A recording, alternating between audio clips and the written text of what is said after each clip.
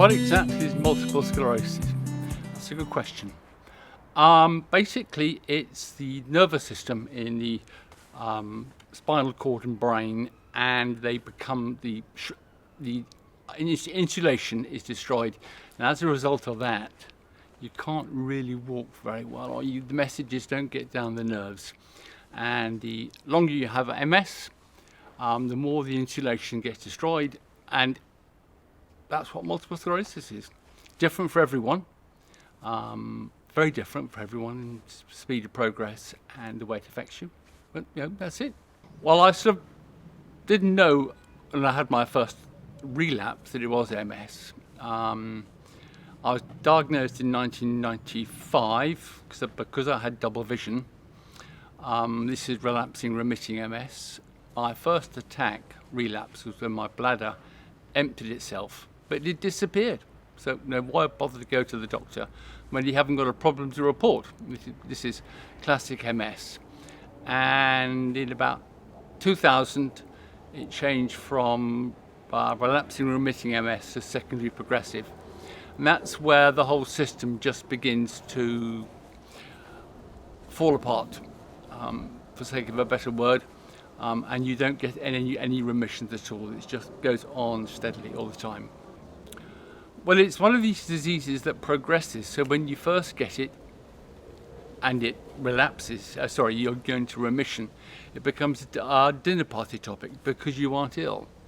And then you get another relapse and something happens to you. In my case, first of all, it was my bladder. Then 15 years later, I got double vision. But for other people, it can be 6 months later. And the relapse can be really, really serious, where you go almost blind, or you get very serious foot drop. So it changes for everyone. Biggest adjustments I've had to make have been really recently, as the disease has progressed and become more serious. I can no longer drive. I can only walk a short distance. I can't carry anything. Basically, I can't multitask. I can carry something, but I can't move. I can't carry things upstairs. I have to take the stairs one step at a time.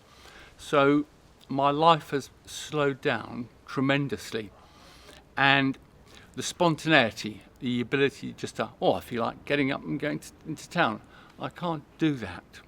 The whole ability just to be spontaneous has gone because I can't walk. I can only walk very, very slowly. I can't run. I can't walk up and down the stairs.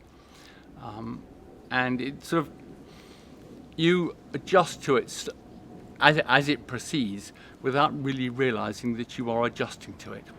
How has it affected me emotionally? Well, that's actually quite a difficult question. It's best way is imagine there's a bereavement in the family, or there's a divorce.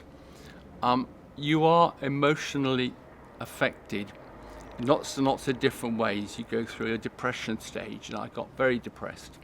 You get angry because why have I got the disease? It's not fair. There's one or two other stages you go through as well, until eventually you can actually accept that you've got the disease. You can get on with life, make the best of the situation, and you're not trying to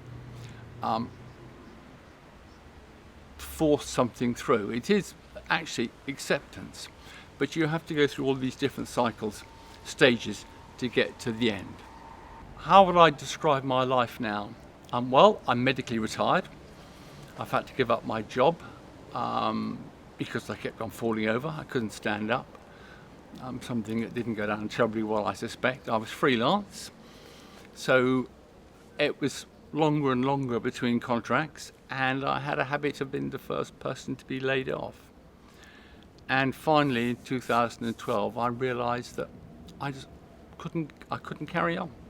So I just retired. I just didn't go for any more contracts, and I set up my own business.